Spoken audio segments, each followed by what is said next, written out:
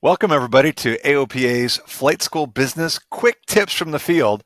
I'm Chris Moser, and I'm glad to be joined today by Carl May from All In Aviation. So one of the things that we hear from a lot of flight school owners and managers is sometimes the challenges of, managing people, managing the staff, managing your cadre of CFIs. What are some of the key points that All In Aviation has found to be successful at that?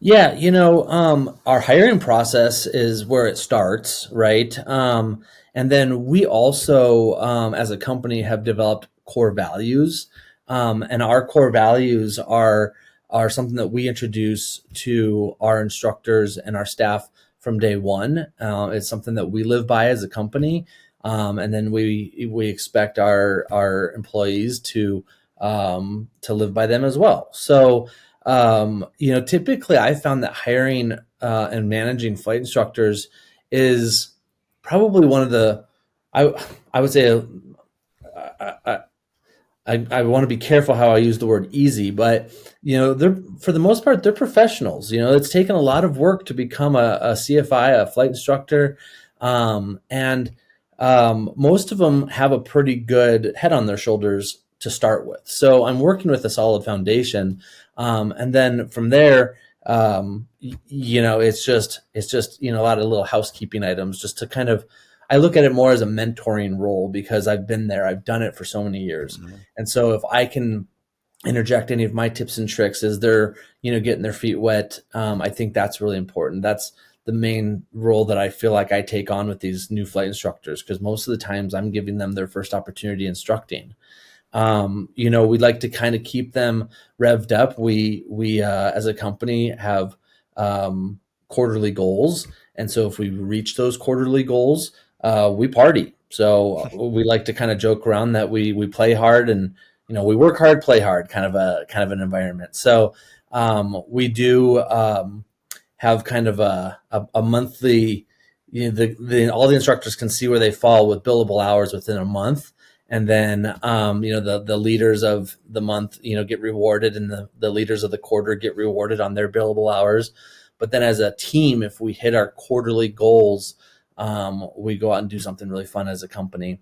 And we've just, taken on the idea that things that get measured get done. So when we set, billable hour goals for ourselves, we got something to strive for. And we have monthly meetings, instructor meetings, and we kind of keep everyone,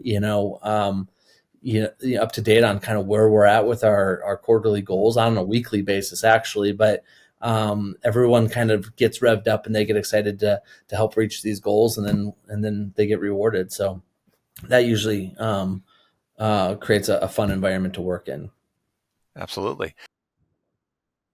So one of the key things in really probably keeping a good cadre of CFIs is making sure that your instructors are buying into the program of the school, buying into the culture of the school. What is it that you do at All In Aviation to help with that?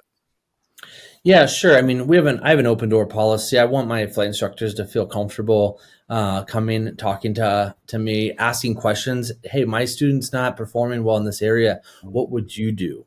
We often open that up in our monthly instructor meetings, where we like to ask the instructors, guys, what can we be doing better as a company? What can we do for you?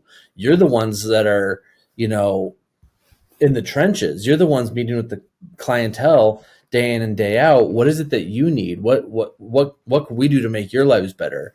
And I think sometimes just by asking that question and then them feeling heard and validated, just kind of gives everyone that warm fuzzy, like the energy I'm putting into this company, because typically flight schools are smaller organizations. You want your efforts to be recognized and feel like you're making a part, making a difference within that organization. So that's kind of the culture that we would like to think that we're creating here, is a culture where the instructors, can easily communicate with each other and with, with leadership, and we hear them, and we make changes accordingly.